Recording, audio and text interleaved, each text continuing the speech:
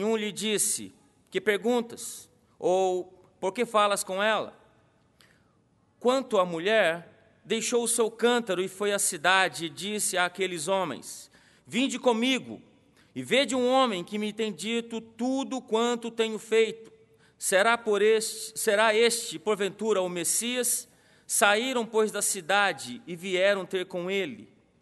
Nesse ínterim, os seus discípulos lhe rogavam, dizendo: mestre, come.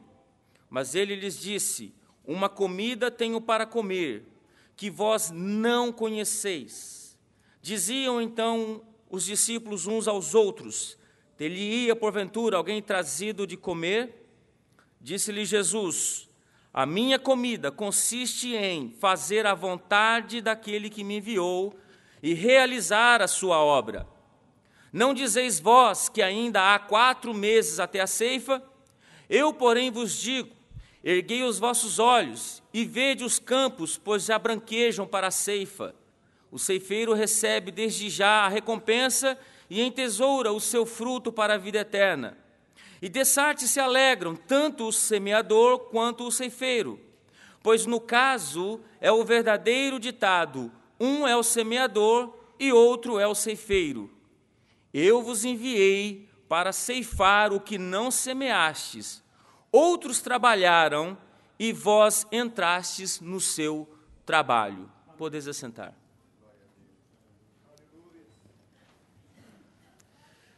Temos tantas tarefas, tanta coisa para fazer durante o dia. Os dias dos irmãos têm sido dias carregados de muita labuta, de muito trabalho. Temos tantas tarefas e, mesmo assim, nós chegamos no final do dia com aquela sensação que nós não fizemos tudo o que deveríamos ter feito. Já pensou isso? Parece que os dias precisam ter algumas horinhas a mais. Para alguns dizem: olha, eu precisava de ter um dia de 36 horas. Tantas atividades, tanta coisa para fazer e parece que eu não saio do lugar, não venço uma demanda de trabalho, de atividades. E temos essa sensação que temos muito que fazer e realizamos pouco. Parece que só patinamos, não evoluímos, não progredimos. E é uma sensação decepcionante. O tempo é implacável com todos. Não se pode desperdiçar tempo.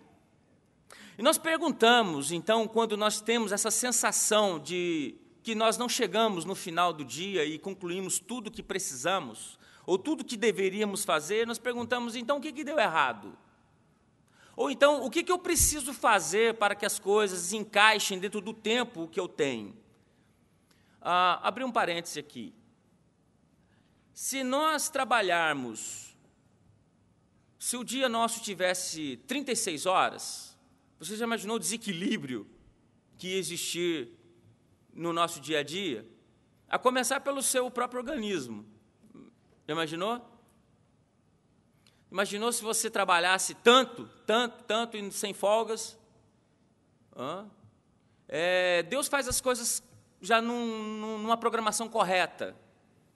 Se você tem que trabalhar, tem que ter o descanso. Ele mesmo mostra isto, na própria criação. E nós insistimos, às vezes, em quebrar esse modo de vida. Isso reflete demais na nossa vida lá na frente, na saúde, nos relacionamentos da nossa família, dos nossos filhos, assim por diante. Mas perguntamos novamente, por que não dá certo, às vezes, esse tipo de situação? Nós não sabemos estabelecer prioridades corretas nas nossas vidas. Este que é o fato. Nós não sabemos escolher o que é prioritário porque a gente faz o que é urgente. E nós nos esquecemos de fazer o que é mais importante. Temos que pensar bem nisto. Geralmente, o mais importante nós deixamos para depois. O mais importante deixamos para mais tarde. O mais importante nós deixamos mais para frente. Como todo bom brasileiro, todos nós temos o hábito, ou a maioria, de deixar sempre as coisas para o final, no dia do vencimento, no dia da viagem, não é verdade? No dia do médico, é tudo em cima da hora. É tudo na improvisação, no atropelo, no aperto, e isso traz-nos dificuldades. A maioria de nós sabemos disso. Muitas vezes, eu tenho que penar um pouco pela falta de organização do meu tempo. Nós sofremos, às vezes, por não ordenarmos corretamente qual é a coisa mais importante que deveríamos fazer, e nem sempre aquilo que é mais importante é urgente. Esse que é o detalhe. Nós somos procrastinadores. Nós gostamos de procrastinar, quer dizer, adiar situações, adiar compromissos, adiar decisões que são vitais, decisões que às vezes nós não queremos tomar, mas nós adiamos para ver o que vai dar, aonde que as coisas vão chegar, para ver se algum milagre acontece. Deixamos para depois, empurramos com a barriga, depois eu faço, depois eu vejo. E decisões importantes, elas vão sendo adiadas dia a dia, e nós nunca fazemos, na verdade, o que precisávamos fazer. Precisam ser feitas agora. E o que eu preciso fazer agora, quer dizer que eu preciso fazer hoje. O que eu preciso fazer agora é agora mesmo. Não é aquela decisão quando eu falo, eu vou fazer isto hoje, mas, na verdade, eu vou fazer amanhã. Amanhã eu começo o meu regime, amanhã eu vou fazer ginástica, amanhã vou estudar inglês, e esses amanhãs que nunca chegam. É verdade. Quais são as minhas escolhas, então? Se eu tenho tanta demanda, se eu tenho muitas escolhas, quais são as escolhas corretas? O que eu tenho que fazer para que eu não venha sofrer atropelos na minha vida? Veja que são escolhas que muitas vezes serão escolhas que vão definir o meu futuro. São escolhas que vão definir o rumo da história da sua vida. O que foi feito, então, até agora? O que eu preciso fazer para corrigir o que foi feito? O que realmente é importante para você? O que é importante para mim e para nossas vidas nesta noite? Nesse texto que lemos aqui em João 4, nós vamos observar que Jesus nos quer ensinar aqui algumas atitudes, pelo menos três atitudes, para nós fazermos o que é importante na nossa vida, o que é importante para a sua vida. E esse texto, Jesus nos mostra claramente qual deve ser a nossa escala de prioridade.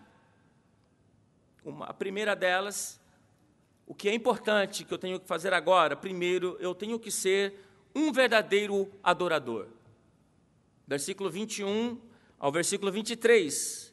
Disse-lhe Jesus: mulher, podes crer-me que a hora vem, quando nem neste monte, nem em Jerusalém adorareis o Pai. Vós adorais o que não conheceis, nós adoramos o que conhecemos, porque a salvação vem dos judeus.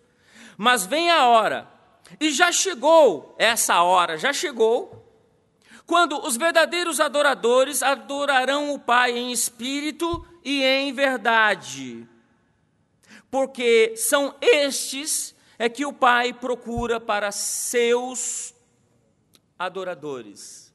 Isso quer dizer tempo para comunhão. Vamos falar a verdade? Precisamos urgentemente de uma comunhão mais profunda com Deus. Precisamos ter uma comunhão, um tempo de comunhão mais profundo, mais íntimo com o Senhor Jesus Cristo.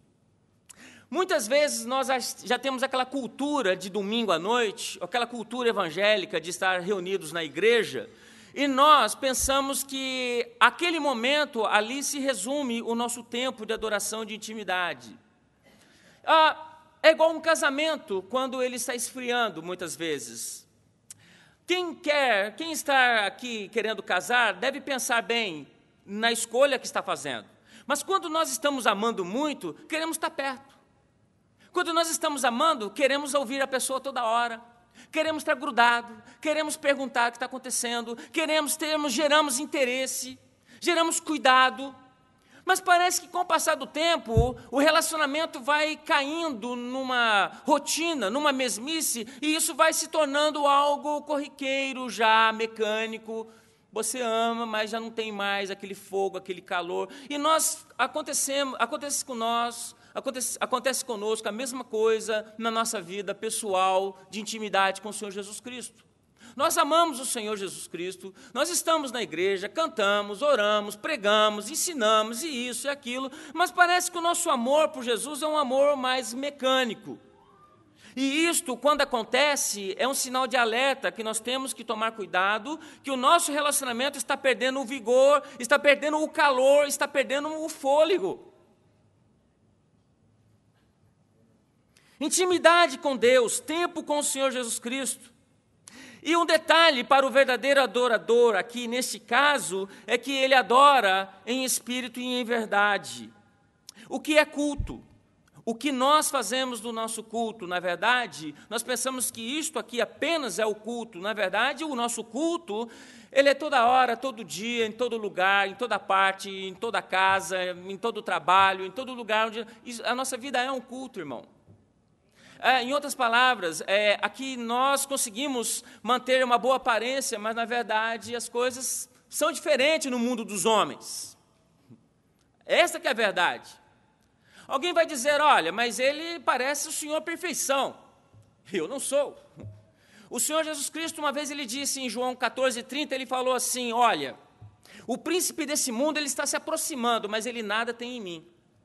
Ora, o único que ele pode dizer que não tem nada em mim foi o Senhor Jesus Cristo. Mas se olhar para mim, ele vai achar falhas. Se ele olhar para você, ele vai encontrar falhas, ele vai acusar, ele vai ter defeitos, ele vai ter como falar, olha isso, olha aquilo outro, mas no Senhor Jesus Cristo não. Nele, o próprio Senhor Jesus Cristo deu testemunho e diz, olha, ele nada tem em mim. Nós estamos, irmãos, seguros pela graça de Deus. Ele salvou a tua alma, Ele pagou o preço, Ele pagou o resgate da tua alma, Ele pagou o resgate da tua vida, exatamente para que você agora, você não tenha mais ter aquela consciência pesada, porque o preço foi pago por você. Agora você é uma nova criatura, uma nova vida, e olha, filhinhos, não pequeis, mas se você pecar, por um acaso você tem um advogado junto com o Pai. Culto é uma expressão sincera de como relacionamos com Deus. Irmãos, às vezes nós passamos semanas, dias atribulados, amargurados, aborrecidos. E olha, se Jesus estivesse do nosso lado mesmo, em carne e osso, nos ouvindo, muitas vezes nós íamos falar para Ele, você está pisando na bola comigo. Quer um exemplo? Às vezes nós estamos amargurados, falamos, olha, Jesus, você me deixou, está acontecendo isso, isso e isso, e muitas vezes, depois nós estamos aqui, Senhor, eu te amo. Mas você estava meio aborrecido com Ele, não é verdade? Ou então, você passou um dia atribuladíssimo, hiper atribulado, e depois você chega aqui na oração e fala, Senhor, obrigado pelo dia maravilhoso que Tu me deste. Não é? Qual é o tipo de relacionamento que nós temos com Deus? Para prestar um culto legítimo, precisamos ter uma experiência real com Ele. É uma realidade mesmo. Não é um exercício mental, físico, ou então um exercício de meditação. Não é isso não, é vida mesmo, aqui na vida, no mundo dos homens mesmo. É necessária essa experiência profunda. E aqui no texto a gente observa que Jesus combate o culto frio. Jesus aqui, ele combate o culto mecânico. Ele combate aqui o culto de tradicionalismos, de rituais, de muito formalismo. Ele mostra isso bem claro em 3 etapas, pelo menos, que a gente pode negociar aqui no nosso texto. Primeiro, ele mostra o tempo é chegado. Em outras palavras, o tempo da adoração ou o tempo de estar com Cristo é agora, é hoje. tempo de maior experiência com Deus, tempo de maior intimidade com Deus, tempo de mais contato com Jesus, tempo de estar mais próximo de Jesus, tempo de se apegar mais com Jesus, porque os dias são maus, tempos de se apegar mais com Jesus, porque os dias são difíceis, tempo porque Jesus está voltando, tempo porque o nosso adversário, ele ruge como um leão ao nosso derredor, procurando quem possa tragar a mínima oportunidade. É tempo de estarmos junto com o Senhor Jesus. Ele mostra também a questão de um relacionamento íntimo com Ele. E Ele dá algumas respostas aqui.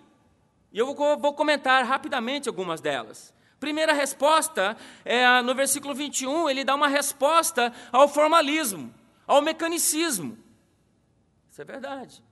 Alguém pergunta para mim assim, olha, qual é a melhor igreja aqui em Denver? Eu falo, a minha. Mas eu estou brincando. Na verdade, Jesus desmonta essa questão no versículo 21, que nós acabamos de ler no texto. Mulher, podes crer-me que a hora vem, quando nem neste monte, o Monte Gerizim, onde os samaritanos adoravam, e nem em Jerusalém, vocês vão adorar o Pai. Estávamos acostumados com aquela questão de culto, de templo, e lá que Deus habita. No Antigo Testamento, possivelmente era desta maneira. Hoje não. Hoje Ele habita em você. Ele habita na sua vida. Ele habita no seu coração. Você é esta igreja. Ele dá essa resposta, porque você será esta igreja. Ele dá a resposta dizendo exatamente não ao formalismo. Eu quero Jerusalém, porque lá tem os sacerdotes.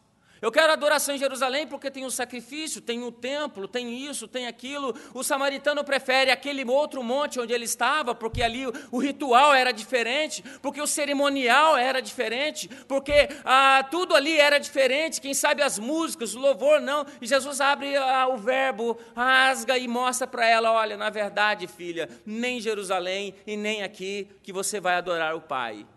Mas se você quiser adorar o Pai, tem uma maneira apenas de chegar diante dele, em espírito e em verdade. Amém. A outra resposta que ele dá é uma resposta à ignorância espiritual. Isso é sério. No versículo que nós vamos ler agora, no 22, ele diz assim, vós adorais o que não conheceis. É possível que nós possamos estar adorando um Jesus que é bem diferente do Jesus bíblico. É possível que nós estamos adorando um Jesus que nós pensamos que é o Jesus da Bíblia e não é o Jesus da Bíblia. Para muitos de nós, Jesus é um Jesus resolvedor de problemas apenas. Jesus é apenas um Deus que aparece nos momentos cruciais, de maior dificuldade da minha vida. Não é uma pessoa para estar com intimidade ou para estar em contato com Ele. Eu só lembro dEle quando estou precisando. Isso não é comunhão. E Ele mostra aqui para a mulher, olha, você não sabe, na verdade, como adora. E eu vou explicar outra coisa para você, filha. A salvação, ela vem dos judeus. Aqui, nesse caso, ele está falando que a verdadeira salvação virá da pessoa de Jesus Cristo. Está falando é dele mesmo. Interessante. E ele se mostra ali como alguém que vai começar a abrir os olhos daquela mulher e ela começa a perceber uma realidade espiritual profunda nisso. Nós adoramos muitas vezes o que não conhecemos. Como é que conhecemos o Deus do Evangelho hoje? Ciro Zambordi, no Brasil, ele tem um livro maravilhoso chamado Evangelhos que Paulo jamais pregaria. Irmãos, hoje é um faroeste evangélico para todo lado. Nós não sabemos, muitas vezes, de que lado que as pessoas estão. Você conversa com a pessoa, muitas vezes, e ele está falando como um evangélico, com uma linguagem até evangélica, mas quando você começa a adentrar a profundidade da conversa, você percebe, não, esse não é o Jesus da Bíblia.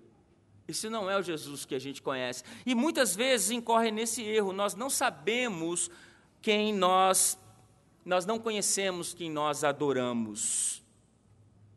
Conhecemos o Deus do Evangelho? É possível que hoje há vários deuses no mercado evangélico hoje. Cada denominação tem o seu, cada igreja tem o seu, muitas vezes. Então, qual é o critério para eu descobrir, então, o verdadeiro Evangelho? O verdadeiro critério para você descobrir uma boa igreja não é dizendo que aqui é a Philadelphia Pentecostal Church, não é dizendo que ali é a igreja tal, não. A pessoa que vai te orientar e quem é o objeto da verdadeira igreja é Jesus Cristo. É a igreja, ele é a cabeça desta igreja, ele é o fundamento desta igreja. A cristologia desta igreja tem que ser muito séria. O que essa igreja pensa a respeito de Cristo? Se Cristo é pregado, Cristo é vivido, Cristo é experienciado no nosso meio, Jesus é bem-vindo. Esse que é o critério. Jesus habita no nosso meio. Jesus está em você, onde você estiver. Ele dá também uma resposta à procrastinação. Veja, ele dá uma resposta contra a inércia espiritual, versículo 23. Mas vem a hora, e já chegou, quando os verdadeiros adoradores adorarão o Pai em espírito e em verdade.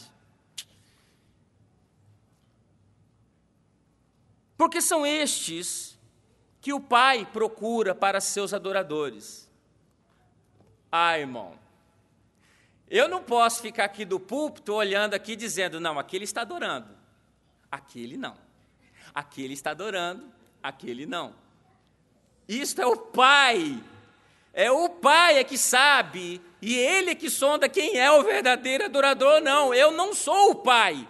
Nenhum de nós temos a função de ser o Pai para julgar quem está adorando ou não, porque nós somos muito cheios de estereótipos. Nós estamos muito cheios de roupa, de boca, de linguagem, de gesto, de não sei o quê. Mas, na verdade, quem conhece intimidade interior do seu coração é Jesus. Pastor Oséias pregou na quarta-feira sobre Samuel. Está profetizado, pronto. Samuel. Ele vai ungir o rei de Israel dentre os filhos de Samuel, dentre os filhos de Jessé. E ele olha, é o mais velho. Olha, é o Abinadab. Não, é o Samá, esse é forte, esse é bonito. Olha o jeito, olha a elegância, olha a postura.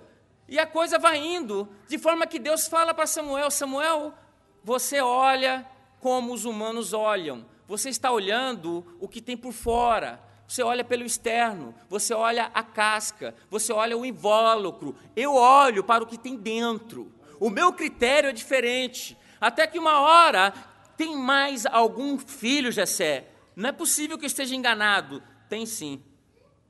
Tem um e ele está trabalhando no campo. Nós não podemos ter esse poder, não temos esse poder de dizer, aquele está adorando, aquele não está. Ou então nós chegamos aqui naquele costume, eu já sei como será o culto hoje. Todo dia é a mesma coisa, nada muda. Irmãos, precisamos ter intimidade com Deus, buscar a Deus mais ainda, de tal forma que nós sejamos surpreendidos por Deus num culto. De forma que Deus faça algo extraordinário, que te surpreenda, de tal maneira que você nunca sabe como esse culto termina. Porque a glória dele venha nos visitar de tal maneira que todas as vezes que a igreja aqui está reunida, nós podemos sentir a presença de Deus de tal maneira que sempre algo novo Deus vai derramar, algo novo Deus vai agir, Deus vai fazer, algo novo Deus vai gerar, algo novo Deus vai criar na sua vida, algo novo Deus vai direcionar, algo novo Deus vai te revelar. É assim que nós pedimos que Deus venha nos surpreender nos nossos cultos aqui na nossa igreja. Precisamos ser surpreendidos pela graça de Deus, precisamos ser surpreendidos pelo poder de Deus, para que nós possamos saber qual é o tamanho da mão do Senhor nosso Deus, para nós possamos saber qual é o verdadeiro Deus que nós servimos. Deus é grande, Deus é imenso, Deus não cabe nesse universo, a glória dele é imensa, é eterna, o poder dele é incrível, não tem como nós domesticar Deus e dizer, não, Deus vai operar assim, Deus vai fazer assim. Deus tem várias maneiras criativas de operar na vida da igreja, como ele está operando na sua vida. chegou o tempo da adoração verdadeira, mas vem a hora, e já chegou, quando os verdadeiros adoradores vão adorar o Pai em espírito e vão adorar em verdade. Detalhe, repito, é o Pai que vai procurar o verdadeiro adorador. Não sou eu, não é o pastor, ninguém vai procurar. Ninguém tem como dizer, ele está adorando, olha como é que ele levanta a mão. Nada disso. Ele dá uma resposta à frieza da religião também. Isso tem tudo a ver com o nosso momento de hoje, muitas vezes. Veja o versículo 24. Deus é Espírito. Não precisa muita coisa. Não precisa parafernália nenhuma.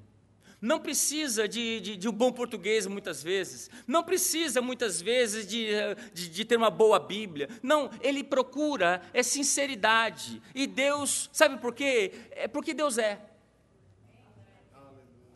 Queridos, se nós olharmos para a Bíblia, quem é Deus, o que Deus é, vocês vão sair com várias respostas aqui da palavra. Aqui está dizendo que Deus é Espírito, nós precisamos conhecer a Deus, e por isso que nós adoramos o Pai em Espírito. Não tem outra maneira mais pura, mais sincera, com o coração mais contrito para dizermos que Deus é. O que Deus é para você nesta noite? O que Deus é para você nessa noite? O que você espera do seu Deus nesta noite? O que o teu Deus espera da sua vida nesta noite? Ele apresenta aqui o culto exatamente como um fruto de relacionamento com Deus. Alguém diz assim, olha, eu vou ao culto. A nossa vida já é este culto. Segunda prioridade é compartilhar Jesus com os outros.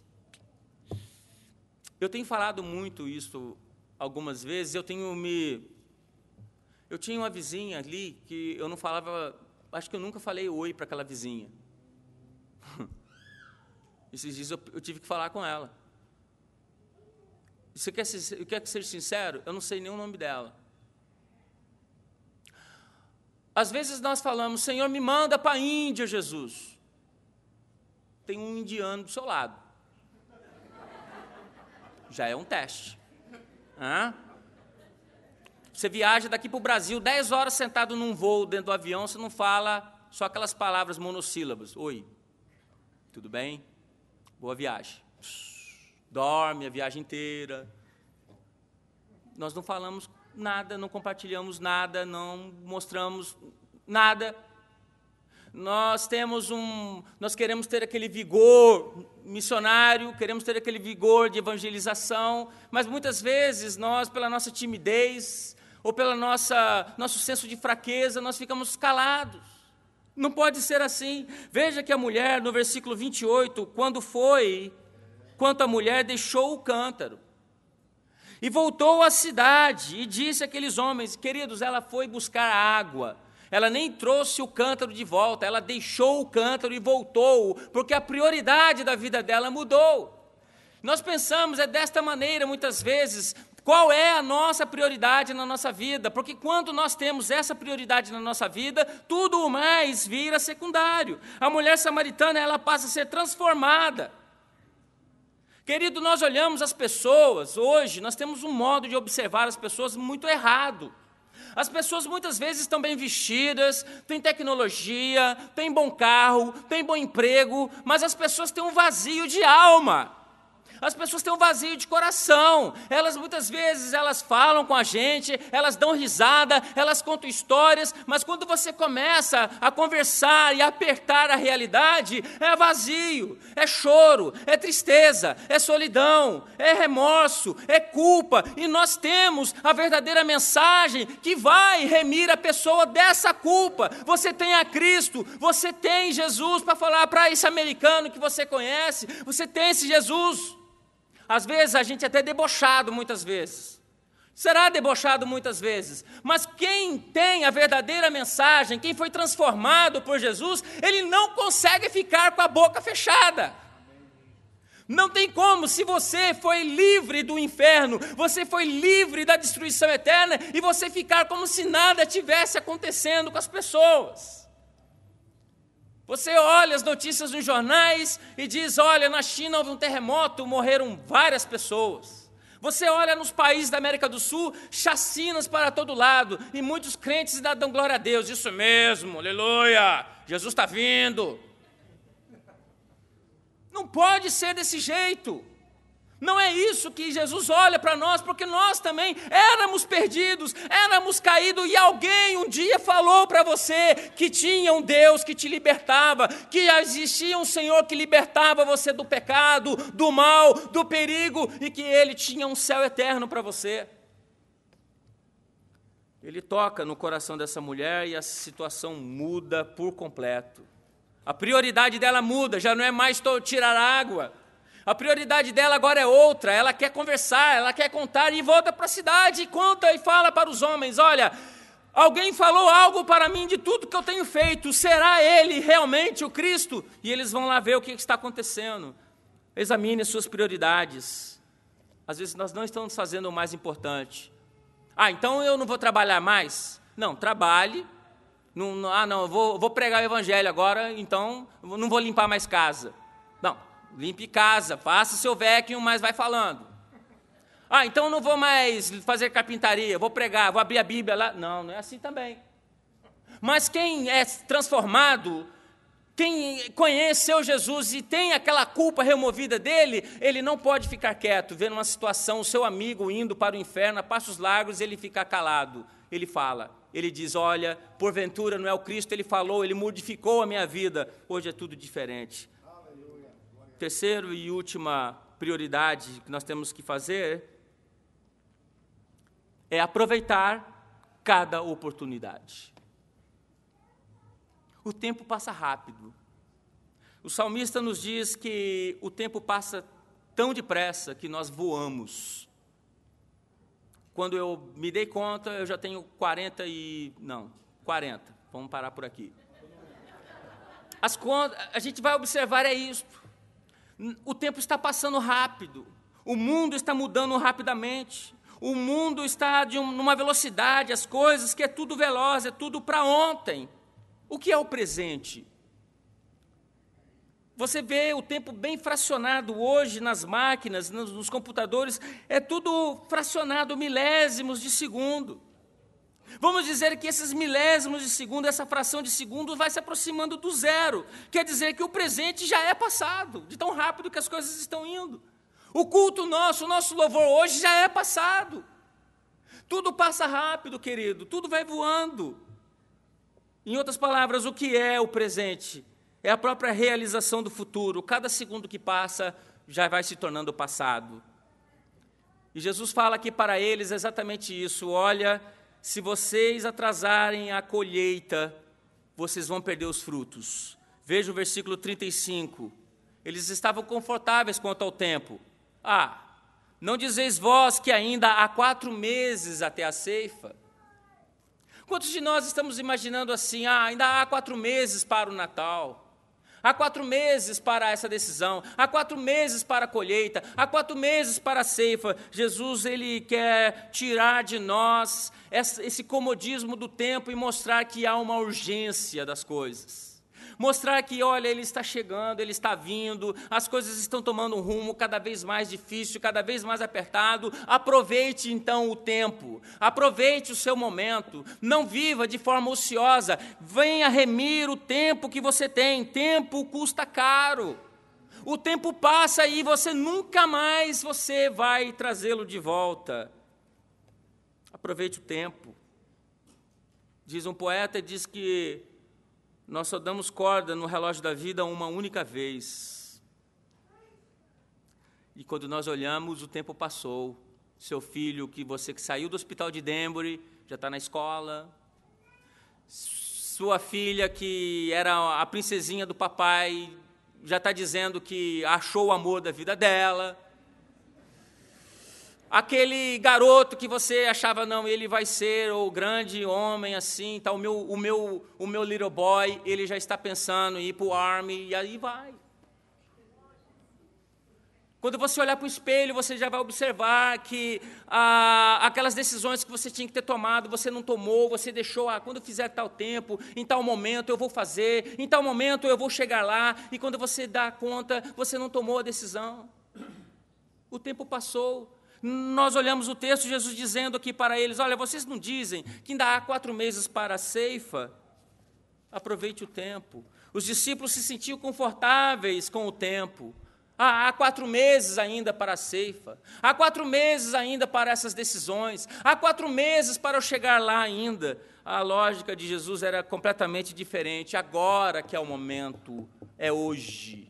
É agora que é o momento da oportunidade. Jesus está te convidando para que você abra a sua visão, para que você abra os seus olhos para oportunidades, pare de se enxergar apenas dentro do seu quadrado, mas Ele está dizendo, amplie seu olhar para o horizonte, porque os campos estão brancos para a ceifa. Há muito campo.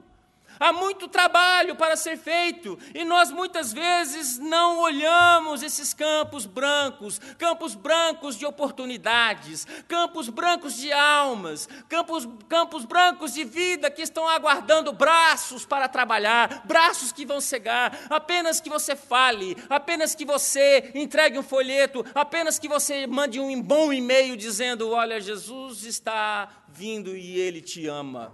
Oportunidades. Jesus convida os seus discípulos e diz, olha, levantem os olhos, pare de olhar só para esse espaço, olhe para frente, olhe para o horizonte, olhe para a imensidão, olhe, há muito que ser feito, há muito que trabalhar.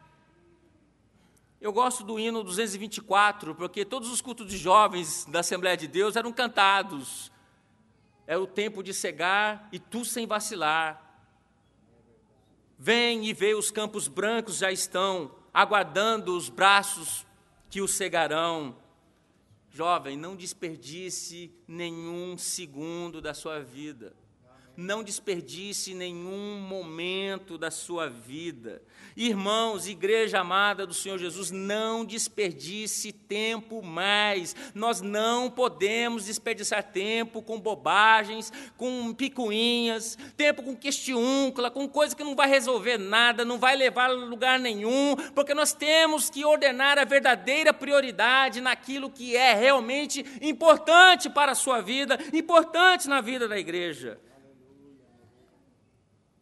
Tudo muda. Tudo pode mudar, querido. A palavra de Deus não muda, os princípios não mudam, as doutrinas não mudam, essas não. Mas muitas vezes as estruturas mudam. As estruturas eclesiásticas, elas vão mudar. O tempo é implacável com todos, é o Senhor da razão. As estratégias vão mudar. As maneiras de se abordar o evangelho, elas vão mudar, tudo muda. Mas parece que tem um tradicionalismo, parece que tem uma frieza, um formalismo que nos prende de fazermos o que é mais importante para o reino de Deus. Nos prende, nos amarra de fazer o que é realmente prioritário no reino de Deus. Às vezes gostamos, no passado era assim. Lá na minha Assembleia de Deus do Brasil, de lá 1900, irmão, irmã, você agora é o crente para 2012, você é o crente para agora, para hoje. Não é para aquele tempo teve o crente para aquele tempo. Agora você é o crente para esta geração. E Deus quer usar a sua mão, Deus quer usar a sua boca, Deus quer usar a sua vida, é para hoje, é para agora. É nesse exato momento que Deus quer usar você. Você é crente para hoje, 2012. Aquele tempo já passou, não volta mais. Você tem que ser o de hoje.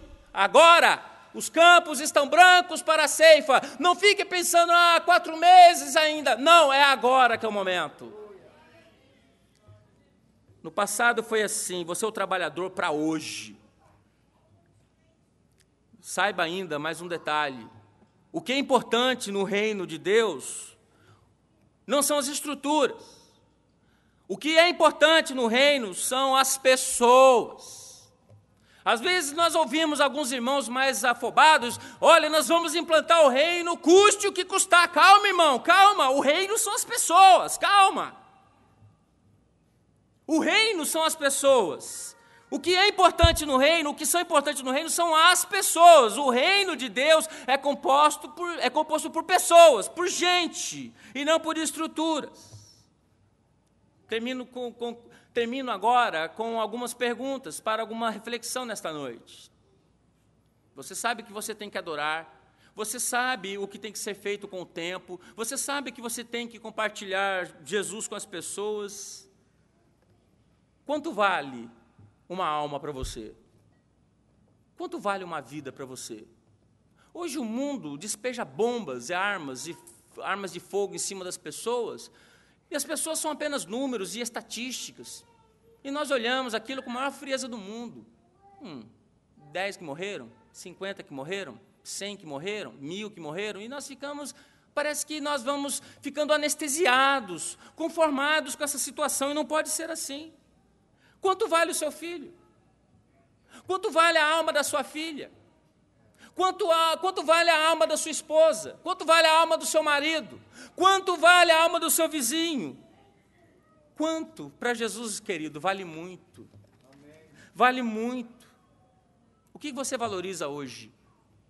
Estrutura, pessoas, reuniões, cargos, posições, influências. O que você valoriza? Todos nós passamos.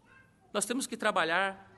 E ele mostra aqui dizendo, olha, o versículo 37, pois no caso é verdadeiro o ditado, um é o semeador, o outro é o ceifeiro. Muitas vezes você vai semear e você não vai ver esse resultado da sua semeadura, é outro que vai colher. Às vezes você vai colher o resultado de outro que plantou, você nem sabe quem é muitas vezes, mas o resultado final é o que importa. Quando nós olhamos essa batalha, um exército em batalha, nós observamos que o exército tem seus engenheiros, tem artilharia, eles trabalham duro antes. Aí depois que está tudo resolvido, a infantaria chega, porque foi um trabalho que alguém fez antes, para essa infantaria passar. Nós fazemos a mesma coisa no reino, nós trabalhamos, semeamos, muitas vezes não vamos colher resultados, nós vamos adiante para outros lugares, mas aquela semente foi lançada e o resultado vai vir. E nós vamos ver que alguém vai chegar e dizer, olha, teve um irmão, que eu não sei quem é o nome dele, ele tinha um cabelo assim, ele tinha assado, era uma mulher assim, ela assim, mas ela um dia falou comigo, ela me parou, quando ninguém me parava, ela parou e disse, olha, Jesus te ama, e a minha vida mudou. É assim que funciona, é assim que trabalha.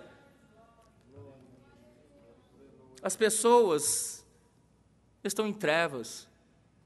A gente olha o mundo hoje, como eu já mencionei aqui, às vezes está todo mundo com sua boa casa, seu bom carro, muitas vezes nós estamos bem financeiramente falando, bom trabalho, parece que nós temos o nosso clubinho aqui dentro, os nossos amigos aqui, nós nos esquecemos de uma realidade espiritual lá fora, que ela é sombria, ela é escura, é algo sério a realidade espiritual dessas pessoas. As pessoas estão mais frias, as pessoas estão mais geladas, nossos relacionamentos se esfriam muito rapidamente.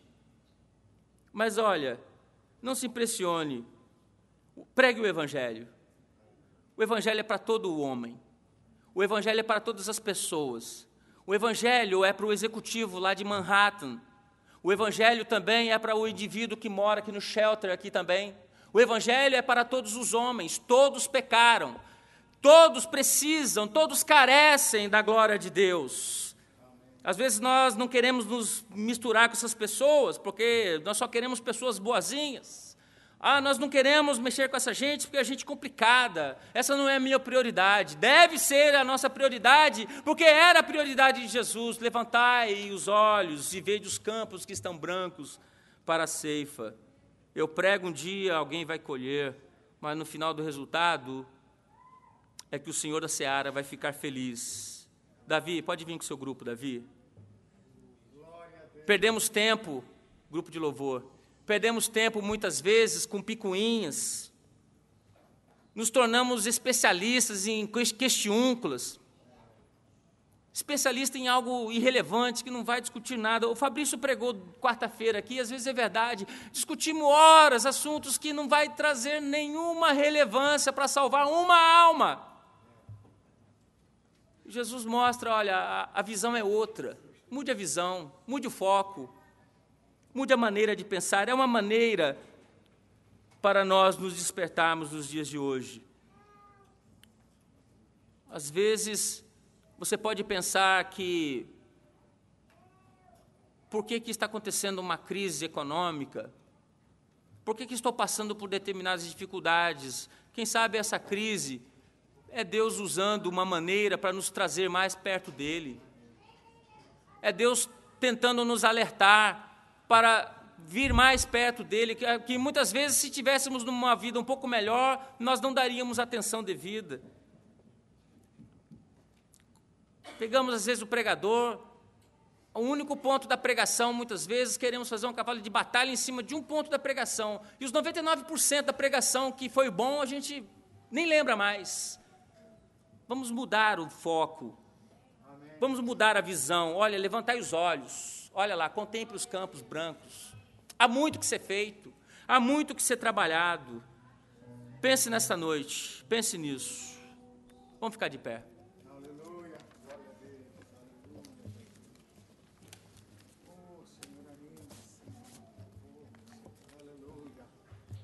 Você é adorador, né?